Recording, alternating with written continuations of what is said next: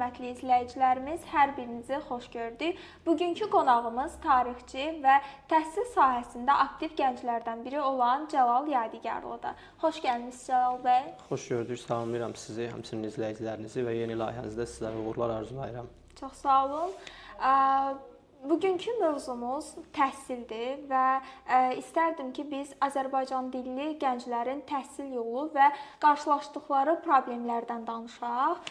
Və ilk növbədə toxunmaq istəyərdim məktəblərə, çünki bildiyimiz kimi təhsil sahəsində olan problemlərin əsas mənbəyi məktəblərdən qaynaqlanır. Siz necə düşünürsünüz? Məktəblərdə hansı boşluqlar var?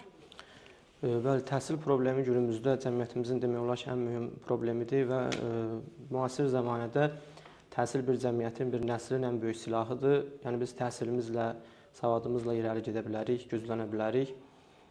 Təbii ki, təhsilin mənbəyi, kökü məktəbdən başlayır və demək olar ki, hər şeyi həll edən məktəbdir, məktəb təhsilidir. Bu gün çox təəssüf vericidir ki, regionumuzda, Borçalıda, həmçinin başqa rayonlarda olan Azərbaycan dilli məktəblərdə təhsilimiz böyük problemlərlə üzbəüzdür və istədiyimiz, yəni ideal olan təhsili məktəbdə bizim şagirdlər ala bilmirlər. Burada təbii ki, valideynin də öhdəsinə böyük yük düşür, müəllimin də öhdəsinə böyük yük düşür və cəmiyyətin ən böyük yükü isə cəmiyyətin kürəyinə düşür ki, bugün məhz Azərbaycan dilli məktəblərdə gürcü sektoru açılır və biz buna etiraz etmirik və hətta elə bilirik ki, bu bizim xeyrimizədir. Ancaq aparılan araşdırmalarda görünür ki, bir insanın təhsil sahəsində uğur əldə etməsi üçün öz ana dilində orta məktəbdə təhsil alması şərtdir və öz ana dilini mükəmməl bilməsi şərtdir. Çünki neçə dil bilsək də biz təfəkkürümüz öz ana dilimizdə formalaşır. Biz artıq öz yolumuzu, öz mövqeyimizi öz ana dilimizdə qururuq və bu gün və ya sabah bizim uşaqlarımız əgər ana dilli məktəbində oxuyub öz ana dilində təhsil almasalar, təhsil sahəsində də uğur əldə edə bilməyəcəklər və onların şəxsiyyətlərinin, belə deyərdim ki, formalaşmasında böyük problemlər yaranacaq.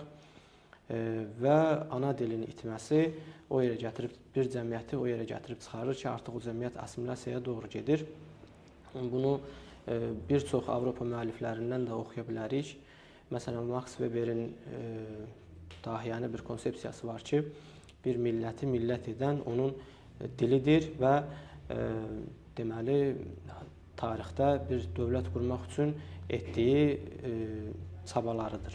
Və məhz buradan irəli gələrək də biz deyə bilərik ki, ana dilimizin itməsi bizim millət olaraq varoluşumuzu sonlandıra bilər və təhsilimizi də əlimizdən ala bilər. Yəni, hər şey bizim ana dilimizə bağlıdır. Çalışmalıyıq ki, məktəbimizdə ana dilimizi qoruyaq. Az öncə qeyd elədiniz ki, gürcü sektorunun açılması. Bəs məktəblərdə gürcü sektorunun açılmasının mənfi və müsbət cəhətləri nələrdir? Dediyim kimi, mənfi cəhəti odur ki, gürcü sektorunda oxuyan bir uşaq təbiət elmləri olsun, ədəbiyyat olsun, bunu öz ana dilində oxumur, öz ana dilindən, tarixindən, mədəniyyətindən xəbərsiz olur. Müsbət cəhət, mən deyə bilərəm ki, müsbət cəhət burada yoxdur, amma cəmiyyətimizdə bəzi insanlar ilə fikirləşirlər ki, müsbət cəhət odur ki, dövlət dilini biləcəklər, amma gürcü sektorunda oxumadan da dövlət dili rahat şəkildə öyrənilə bilir. Mən özüm Azərbaycan dilli məktəb qurtarmışam. Uşaq Azərbaycan dilli məktəbdə də həftədə 5 saat gürcü dili dərsi keçilir və mükəmməl səviyyədə demək olar ki, bəzi məktəblərdə keçilir, yaxşı müəllimlər olur. Məktəbi bitirdikdən sonra qoçaq insan, dil öyrənmək istəyən gənc çox asan bir şəkildə artıq təməli onsuz da olur məktəbdən gürcü dilini mükəmməl səviyyədə öyrənə bilir. İstər universitetdə, istər öz iş həyatında və məktəbdən artıq onun müəyyən biliyi var. Sonra ünsiyyətdə olduqca, universitet oxuduqca da o biliyi artırır. Və istərdim ki, bölgələrdən gələn gənclərin, yəni məktəbdən sonra universitetə daxil olduqları zaman onların mühitə alışma prosesi necə gedir? Uzaq kəndlərdən gələnlərdə təbii ki, şəhərə alışma biraz çətin olur. Niyə çətin olur? Çünki demək olar ki, əksər tələbələrdə maddi problemlər yaranır.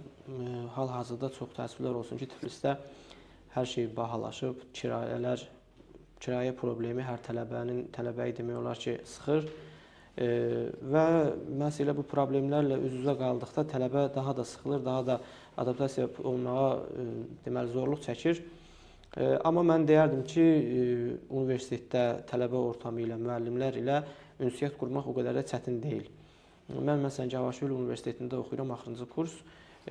Gəldiyim ilk gündən bu yana qədər onlarla ünsiyyətdə problem çəkməmişəm. Nə də müəllimlər tərəfindən hansısa bir diskriminasiya görməmişəm. O da deyərdim ki, gəncin özündən asılıdır. Təbii ki, maddi problemlər biraz sıxıntı yaradır, amma cəmiyyətlə ünsiyyət qurmaq o da insanın özündən asılıdır. Yəni istəsək rahat adaptasiya ola bilərik. Bəs gənclər universitetə hazır şəkildə gedirmi, yoxsa müəyyən çətinliklərdən üzləşirlər? Yəni dil bariyeri, mühit və s. Bəli, o da gəncə görə dəyişir. Yəni o da hər şəxsiyyətə görə dəyişir. Məsələn, belə deyim sizə, hamı kör-körənə hazırlığa qəbul olur da, imtahan verir, hazırlığa qəbul olur. Amma hansı peşə üzrə təhsilini davam etdirəcəyindən hələ ki qərar verməyib, xəbərdar deyil və düşünür ki, hazırlığı bitirim, sonra araşdıraram o tələbədən, bu tələbədən, dostdan, tanışdan hansı fakültə asandır, hansı fakültədə müəllimlər yaxşı bal yazır, onu seçərəm. Və bu da artıq birinci kursda onun öz peşəsi üzrə təhsil aldığı zaman onda problemlər yaradır və təəssüflər olsun ki, davam etdirə bilmirlər təhsillərini və yarımçıq qoyurlar universiteti, diplom ala bilmirlər. Hazırlığa gedən tələbələr isə hələ məktəb həyatından, məktəb vaxtından özünə hədəf qoyur ki, məsələn, mən həkim olacağam və o artıq əmindir ki, onun fikri dəyişməyəcək də, məktəbdə oturur, bu həkimlik üzrə hazırlaşır və bizim bugün məktəblərimizdə problem odur ki, imtahan ancaq riyaziyyat və məntiqdən olduğuna görə tələbələr ancaq riyaziyyat və məntiq üzərinə hazırlaşırlar və həkim olmaq istəyən tələbənin kimyadan, biologiyadan heç bir xəbəri yoxdur. Sonra hüquq oxumaq istəyənin, məsələn, tarixdən, coğrafiyadan xəbəri yoxdur. Həmçinin tarix oxumaq istəyənin məktəbdə tarix bilgisi yoxdur. Amma hazırlıqlı, yəni var elə tələbələr ki, artıq məktəbdən oturur, hazırlaşır, məsələn, həkim olmaq istəyir, biologiyanı, kimyanı mükəmməl öyrənir, sonra da çətinlik çəkmir. Amma yox, kör-körənə gedib, hazırlığı bitirib, birbaşa həkimliyə verənlər baxırsan ki, çətinlik çəkirlər, kimyadan kəsilirlər məsələn. Yəni, o da tələbənin, şagirdin özünə görə dəyişir. Məktəb həyatından valideynin üzərinə də yük düşür ki, uşaqda hansı potensial varsa, o sahə üzrə hazırlamalıdır ki, sabah çətinlik çəkməsin. Bildiyimiz kimi, tələbələr 4+1 proqramı ilə qəbul olurlar və burada gürcü dili necə tədris olunur? Mükəmməl tədris olunur. Cavşvili Universitetində məsələn o qədər gözəl keçirirlər ki, çalışqan bir uşaq üçün gürcü dilini öyrənmək mümkün deyil. Yəni qrammatikayı tam öyrədirlər, ünsiyyət qurmağa imkan yaradırlar. Hətta məsələn İlya Universitetində praktikalara göndərirlər, cəmiyyət arasına çıxardırlar. Başqa universitetlərdə də elədir. Zəif olan universitetlər də var, hansıların ki, hazırlıqlar biraz zəifdir. Amma əsas bildiyimiz universitetlər, texnik olsun, Cavşvili olsun, İlya olsun, bunlarda hazırlığı çox əla keçirlər. Hətta mən deyə bilərdim ki, kurslardan belə hazırlıq daha deməli yaxşı tədris olunur, hazırlıq dərsləri və öyrənmək istəyən tələbə çox asan şəkildə öyrənə bilir. Artıq pulsuz olur universitetlər, yəni pul ödəmir və rahat şəkildə oturub gürcü dilini öyrənə bilər. Son olaraq siz bu prosesi keçmiş bir tələbə kimi gənclərə, şagirdlərə hansı tövsiyələr verə bilərsiniz? Şagirdlərə o tövsiyəni verə bilərəm ki, daha doğrusu valideynlərə o tövsiyəni verə bilərəm ki, şagirdlərini ana dilli məktəblərə qoysunlar və cəmiyyət olaraq çalışaq ki, ana dilli məktəblərimiz bağlanmasın. Ana dilində mükəmməl bilən uşaq, təfəkkürü formalaşmış uşaq, ədəbiyyat oxuyan uşaq sabah universitetdə də gürcü dilində yaxşı öyrənəcək və Nizamiyi oxuyubsa Şotayı da oxuyacaq, gürcü dilini də super biləcək və bir də onu da deyim ki, ana dilinin qrammatikasını bilən uşaq gürcü dilinin qrammatikasını daha asan öyrənir. Məsələn, mən bugün onlayn şəkildə uşaqlara gürcü dili dərsi tədris edirəm. Ana dilinin qrammatikasını az-çox bilən uşaqlara gürcü dilinin qrammatikasını nümunə olaraq Azərbaycan dilinin qrammatikasını gətirirəm və müqayisə edirəm ki, bax, məsələn, biz belə deyirik, gürcü dilində də belədir və onda baxıram ki, uşaq ana dilinin qrammatikasında bunu başa düşürsə, orada da daha rahat başa düşür və müqayisə ilə daha rahat öyrənə bilir. Ümumiyyətlə belədir, bir dili yaxşı bilən ikinci dili daha rahat öyrənir. Tələbələrə isə onu məsləhət görərəm ki, deməli, ilk başdan qabaqlarına hədəf qoysunlar. Universitetə getdə artıq hansı yolu seçəcəklərini qərarlaşdırsınlar. Yoxsa hazırlığı bitirdikdən sonra elə ani bir həftə içində artıq fakültə seçməlisən deyə hansısa fakültəni sırf seçmək üçün seçməsinlər. Çox sağ olun fikirləriniz üçün. Bizim üçün xoş oldu həqiqətən də sizinlə həm söhbət olmaq. Sağ olun, hörmətli izləyicilər. Növbəti buraxılışda görüşənədək.